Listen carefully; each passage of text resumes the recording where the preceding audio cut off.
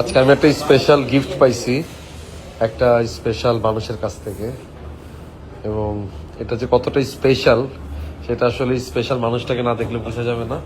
সে হচ্ছে আমাদের রবিন ভাই। রবিন ভাই, থ্যাংক ইউ সো মাচ, এত দূর দেশ থেকে আসছেন এবং এত স্পেশাল একটা গিফট নিয়ে আসছেন, এবং এটার স্পেশালিটি কি সেটা আমি আপনার কাছ থেকেই জানতে চাই।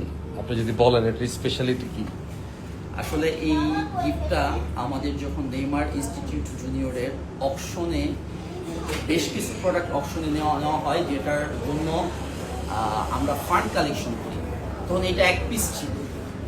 যখন এটা অকশনে তুললো বললো, আমার জিনিসটা অনেক সুন্দর লাগলো। এই যে কাজগুলা করা, এটা সব পার্সোনালাইজ কাজ। এবং আমি যে টি শার্টটা পরে আছি, এই আমাদের ইনস্টিটিউটের স্পেশাল টি শার্ট। আমি এটা আসলে বাংলাদেশে নিয়ে আসছি, কাউকে স্পেশাল কাউকে দেব।